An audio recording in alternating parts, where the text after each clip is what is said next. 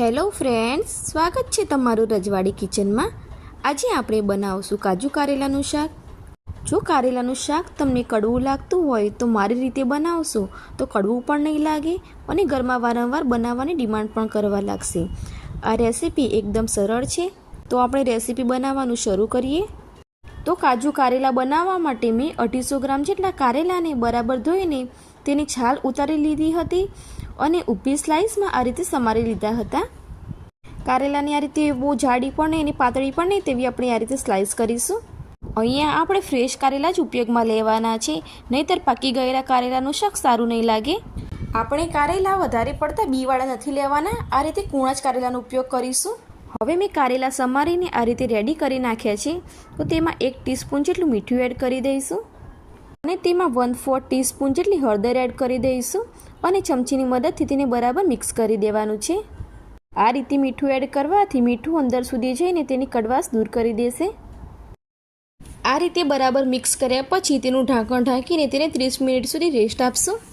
હવે 30 મિનિટ જેટલો સમય થઈ ગયો છે, તમે જોઈ શકો છો કે આપણા કારેલામાં હવે પાણી વળી ગયું છે।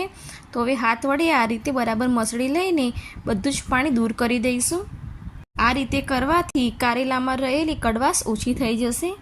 કારેલામાં વિટામિન, એન્ટીઓક્સિડન્ટ અને ફાઇબર રહેલા હોય છે, તે સ્વાસ્થ્ય માટે પણ ખૂબ જ સારા છે। ડાયાબિટીસના દર્દીઓ રોજ કારેલાનું શાક અથવા તો જ્યુસ રૂપે કારેલાનું સેવન કરવું જોઈએ। આ રીતે કારેલામાંથી પાણી નીચોવાઈ જાય પછી તેને ડીશમાં લઈ લઈશું। હવે તેમાં 2.5 ચમચી જેટલો ચણાનો લોટ એડ કરી દઈશું। હવે આપણે તેમાં 1/4 ટીસ્પૂન જેટલું લાલ મરચું પાવડર એડ કરી દઈશું અને ચપટી જેટલું મીઠું એડ કરીશું, કારણ કે આપણે આગળ પણ મીઠું એડ કર્યું છે। હવે તેમાં અડધા લીંબુનો રસ નીચોવી દઈશું। આ રીતે લીંબુનો રસ એડ કરવાથી કારેલાની કડવાશ ઓછી થઈ જશે। હવે બધા મસાલાને કારેલા સાથે બરાબર મિક્સ કરી દઈશું। આ રીતે મિક્સ કરવાથી કારેલા ઉપર ચણાના લોટનો મસાલો બરાબર કોટ થઈ જશે। હવે આપણે એક બાજુ ગેસ ઉપર તેલને સ્લો ટુ મીડિયમ ફ્લેમ ઉપર ગરમ થવા મૂકી દઈશું અને તેમાં અડધો કપ જેટલા કાજુના ટુકડા એડ કરી દઈશું। કાજુને આપણે આછા ગુલાબી રંગના થાય એટલે બહાર કાઢી લઈશું। હવે 10 થી 15 સેકન્ડમાં જ આપણા કાજુ તળાઈને રેડી થઈ જશે। હવે આપણે જે કારેલા કોટ કરીને મૂક્યા હતા તે એડ કરતા જઈશું। આપણે કારેલાને 1 થી 2 મિનિટ સુધી જ કૂક કરવાના છે, નહીંતર કારેલા કડક થઈ જશે અને ખાવામાં સારા પણ નહીં લાગે। હવે કારેલા ફ્રાય થઈ ગયા છે, તો તેને ડીશમાં કાઢી લઈશું। આ રીતે ફ્રાય કરવાથી બધા કારેલા છૂટા પડી જાય છે। હવે આ જ રીતે બીજા કારેલાને પણ તળી લઈશું અને તેનું પણ ઉપરનું પડ ફ્રાય થાય ત્યાં સુધી તેને તળવાના છે। હવે આપણે તેને બહાર કાઢી લઈશું અને શાકનો વઘાર કરીશું।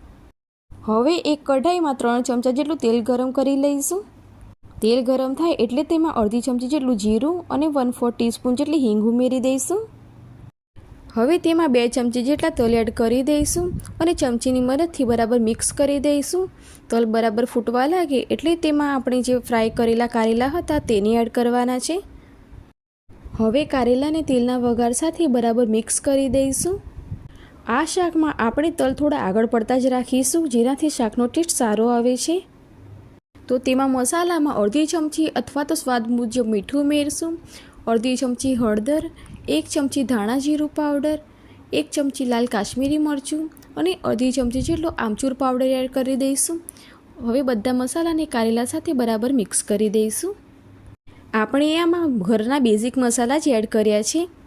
હવે મેં તેમાં 1 ટેબલ સ્પૂન જેટલી તળેલી દ્રાક્ષ અને આપણે કાજુ ફ્રાય કર્યા હતા તે એડ કરી દઈશું। તમે અત્યારે ગોળ કે ગરમ મસાલો જો એડ કરવો હોય તો અત્યારે એડ કરી શકાય છે। આ રીતે બધું મિક્સ કરી દીધા પછી આપણે ગેસની ફ્લેમ બંધ કરી દઈશું। હવે તેમાં 1 ટેબલ સ્પૂન જેટલું નારિયેળનું છીણ એડ કરી દઈશું। નારિયેળનું છીણ એડ કરવાથી શાકનો ટેસ્ટ ખૂબ જ સરસ આવે છે। તો ફ્રેન્ડ્સ, તમે પણ આ શાક ઘરે જરૂરથી ટ્રાય કરો, ખૂબ જ ટેસ્ટી લાગે છે અને જે લોકો કારેલા નહીં ખાતા હોય તે પણ કારેલા ખાવા લાગશે।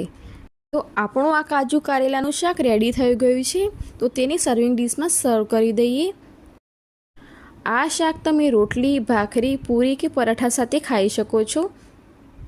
તો ફ્રેન્ડ્સ, તમને પણ મારી રેસીપી ગમી હોય તો મારા વિડીયોને લાઇક કરીને મારી ચેનલને સબસ્ક્રાઈબ જરૂરથી કરજો।